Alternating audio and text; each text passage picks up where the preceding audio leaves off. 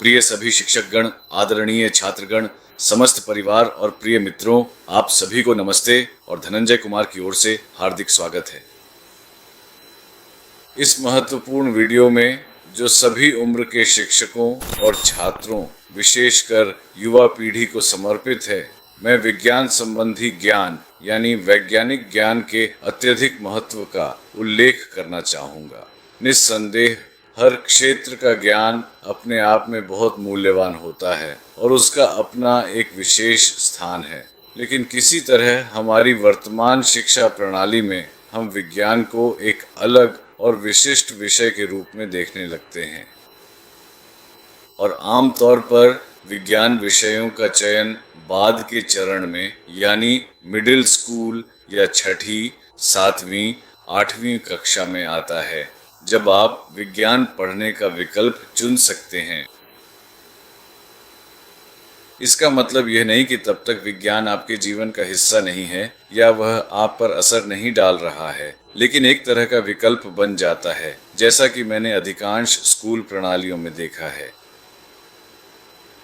मैं जो सुझाव दे रहा हूँ वह कुछ अलग और विशिष्ट है, जो छात्रों के लिए बहुत मूल्यवान और एक बड़ी संपत्ति साबित हो सकता है कि वे अपने जीवन के शुरुआती दौर में ही यह गहराई से और पूर्ण रूप से समझ सकें कि वास्तव में क्या हो रहा है और यह सब कैसे घटित हो रहा है।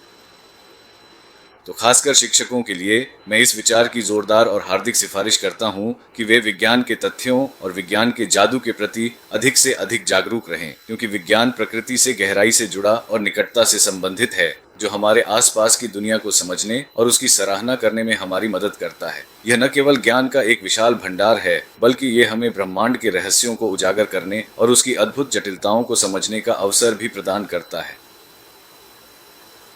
विज्ञान के सिद्धांत, विज्ञान के नियम प्रकृति से, प्रकृति के भौतिक पहलू से, प्रकृति के भौतिक पदार्थ से स्वाभाविक रूप से उत्पन्न होते हैं और विकसित होते हैं।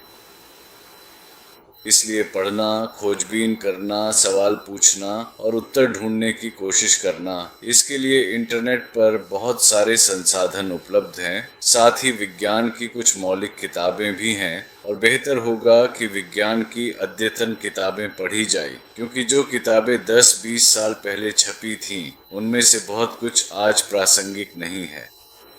भौतिकी, रसायन, जीव विज्ञान, खगोल शास्त्र, अभियांत्रिकी आदि में बहुत कुछ बदल चुका है। इसीलिए बुनियादी तथ्यों और प्रयोगों में अद्यतन रहना बेहतर है। बहुत गहरी जानकारी होना जरूरी नहीं है। हमें हर क्षेत्र में एक साथ महान वैज्ञानिक बनने की जरूरत नहीं है, जो कि एक कठिन कार्य है, या उस विशेष क्षेत्र का अंतिम और सर्वोच्च ज्ञान होना जरूरी नहीं है, बल्कि सामान्य जानकारी होना चाहिए। सामान्य जानकारी बहुत बहुत उपयोगी होती है। ये जादुई रूप से बच्चों को भी प्रभावित कर सकती है। वे हैरान हो सकते हैं कि यह कितनी अद्भुत चीज हो रही है। यहाँ तक कि अगर उन्होंने कुछ होते हुए देखा है और वे नहीं जानते, लेकिन जब वे उसे जान जाते हैं तो वह चीज़ और भी दिलचस्प हो जाती है। उदाहरण के लिए पानी का सख्त होना, गर्म होना, उबलना और वाष्पित होना। शायद उन्होंने देखा है, हर किसी ने रसोई में या कहीं और देखा होगा। लेकिन अगर आप उन्हें यह समझाते हैं कि कैसे तापमान धीरे धीरे बढ़ता है, पानी धीरे धीरे गर्म होता है और एक निश्चित तापमान पर वह वाष्पित होने लगता है, भाप बन जाता है और ऐसा लगता है जैसे कुछ भाप लगातार निकल रही है और बर्तन में पानी की मात्रा धीरे धीरे कम होती जा रही है, जब तक कि पूरा बर्तन का पानी भाप बनकर पूरी तरह से गायब नहीं हो जाता, आपका बर्तन पूरी तरह से खाली हो जाता है, पानी भाप बनकर हवा में पूरी तरह से मिल जाता है और हमेशा के लिए गायब हो जाता है। तो इस प्रक्रिया को समझाने के लिए कुछ तथ्य बताए, बच्चे इसमें बहुत रुचि लेंगे।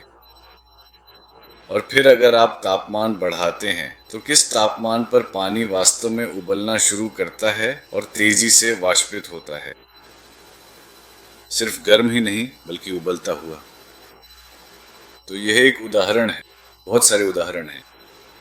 अब जब आप उन्हें यह बताते हैं कि हम ऑक्सीजन में सांस लेते हैं और कार्बन डाइऑक्साइड बाहर निकालते हैं, लेकिन असलियत यह है कि हम ऑक्सीजन से भी ज़्यादा मात्रा में कई अन्य गैसें सांस के साथ अंदर लेते हैं। तो अगर आप तथ्य खोजें और उन्हें बताएं कि वास्तव में ऑक्सीजन उस हवा का केवल 5वां हिस्सा है जिसे हम सांस के साथ अंदर लेते हैं, उसमें और भी कई गैसें ज़्यादा मात्रा में होती हैं। वहाँ लगभग 50, 60, 70 गैसें होती हैं। इनमें से कुछ महत्वपूर्ण गैसें ऑक्सीजन से भी ज़्यादा मात्रा में होती हैं और कई अन्य बहुत ही कम मात्रा में होती हैं। फिर बच्चे यह समझने लगते हैं कि वाह, ये सब कुछ मुझे सांस लेने और जीवित रहने के लिए आवश्यक है। यह भक्ति, प्रकृति के प्रति सच्ची भक्ति और कृतज्ञता की एक गहरी भावना है। और ये सभी गैसें आखिर कहाँ से आती हैं? ये गैसें वातावरण से आती हैं और ज़्यादातर गैसें वातावरण में ही बनती हैं। उदाहरण के लिए पेड़ और पौधे ऑक्सीजन बनाते हैं और कार्बन डाइऑक्साइड को अवशोषित करते हैं, जिससे पर्यावरण का संतुलन बना रहता है और जीवन संभव होता है। तो हम सांस लेने के लिए प्रकृति पर निर्भर हैं। यह बच्चों को बताने के लिए एक अच्छा विज्ञान तथ्य है और मैं ऐसे कई उदाहरण दे सकता हूँ। आप उन्हें एक चुंबक दिखा सकते हैं, दो चुंबक, एक तरफ वे एक दूसरे को आकर्षित करते हैं और दूसरी तरफ वे एक दूसरे को प्रतिकर्षित करते हैं, और उन्हें समझा सकते हैं कि ऐसा क्यों होता है। क्यों चुंबक जब अकेले छोड़ दिए जाते हैं तो हमेशा उत्तर दिशा की ओर इशारा करते हैं। उन्हें ये उदाहरण दिखाएं और समझाएं। इसी तरह उन्हें ब्लॉक्स दिखाएं, एक ही आकार के ब्लॉक्स लेकिन अलग अलग वजन के, एक लकड़ी का ब्लॉक और एक थोड़ा मोटा सख्त प्लास्टिक का ब्लॉक। आकार एक जैसा है लेकिन एक भारी है, एक हल्का है। क्यों? वे देखने में एक जैसे लगते हैं। दूरी से आप नहीं बता सकते कि कौन सा हल्का है या भारी। उन्हें हाथ में दें, हाँ ये भारी है लेकिन आकार और आकार एक जैसा है। उन्हें बताएं कि ऐसा क्यों हो रहा है। और मैं ऐसे सैकड़ों हजारों उदाहरण सोच सकता हूँ जो चमत्कारी लगते हैं, लेकिन वे वास्तव में बहुत साधारण विज्ञान हैं। यही बात रसायन विज्ञान में भी होती है। जब आप कुछ चीज़ों को मिलाते हैं तो वह कुछ और बना देता है। उदाहरण के लिए आप केवल दो चीज़ों को मिलाकर, दो पाउडर या क्रिस्टल को अलग अलग तरह के पानी में डालकर ऑक्सीजन कैसे बना सकते हैं, और आप भाप निकलते हुए देखते हैं वही ऑक्सीजन है। और अगर आप एक दीपक जला रहे हैं जो बुझने वाला है तो अचानक ऑक्सीजन उसे फिर से जला देती है।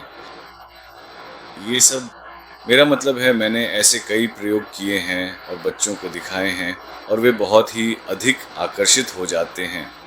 इसीलिए विज्ञान के महत्वपूर्ण तथ्यों के बारे में जागरूक होना, उन्हें अच्छी तरह से समझाना और कुछ सरल विज्ञान प्रयोग उनके सामने करके दिखाना और फिर उन्हें विस्तार से समझाना, इसका वास्तव में एक गहरा और स्थायी प्रभाव पड़ता है।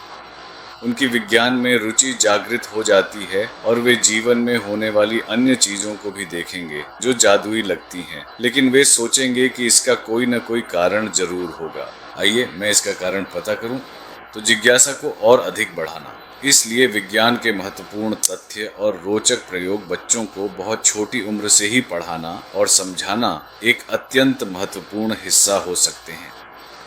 देखने और ध्यान देने के लिए धन्यवाद। हम फिर जल्दी मिलेंगे।